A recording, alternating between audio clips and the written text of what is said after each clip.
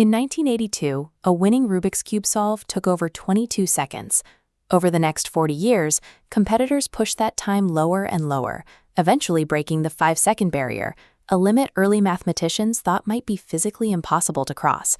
Today, the target is closer to 4 seconds, and one solver has completely dismantled those historical limits, an 11-year-old named Yiheng Wang. This is a scatter plot showing historical speedcubing solve times. If you look at the extreme bottom edge, you'll see a cluster of data points completely isolated from the rest. Yiheng holds 10 world records and currently owns 73 of the top 100 solve averages in history. The gap between his times and the rest of the field is so stark, it proves he is operating in an entirely different tier of human performance. He created a statistical vacuum at the top of the sport. But that vacuum is now being filled by a 9-year-old disruptor named Xuanyi Geng. Xuanyi doesn't turn the puzzle faster than Yiheng. Instead, he uses an incredibly complex mathematical framework to cut corners the previous champion physically can't. And in the process of proving his method, Xuanyi exposed an ethical loophole that has fractured the entire cubing community. To understand how a 9-year-old competes with the greatest of all time, you have to look at how they solve.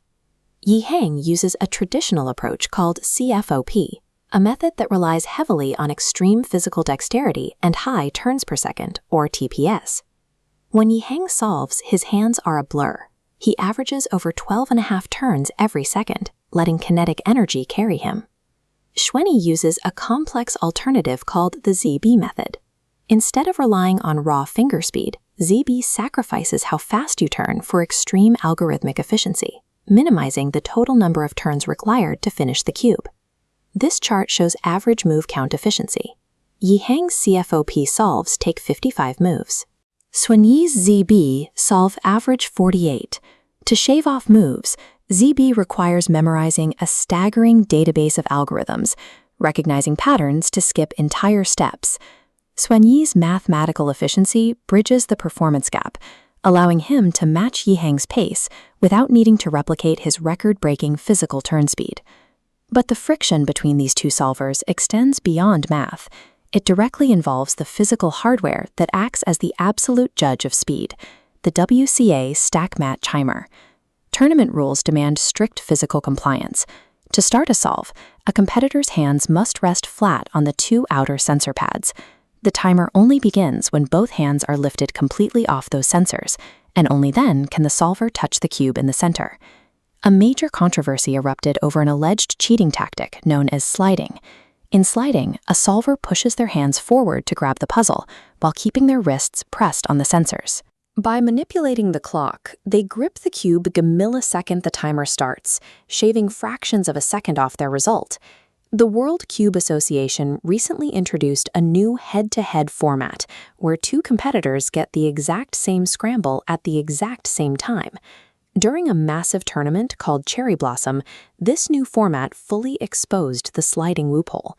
According to detailed reports from the event, Yiheng attempted to slide but lifted his hands awkwardly, causing his timer to start and stop instantly. Judges recorded these as timer malfunctions. Under the new rules, a malfunction grants both competitors an extra attempt, meaning Xuanyi's legitimate sub-4-second solves were erased entirely because his opponent's timer failed. Top competitors and organizers saw this as a glaring ethical breach. It actively punished the mathematically superior opponent for another solver's alleged rule manipulation, driving Xuanyi to tears on stage and prompting a high-profile boycott from the sport's top ranks. All of these mathematical and ethical tensions collided on a global stage at the 2025 WCA World Championships. The 2 prodigies faced off in the finals in front of a totally silent crowd. They traded blows, dropping back-to-back sub-4-second solves, pushing each other to the absolute brink. Under immense pressure, Yiheng managed to pull out an incredible final solve, clutching a 4.23-second average to secure a redemption victory and take home the gold medal. But his celebration was short-lived.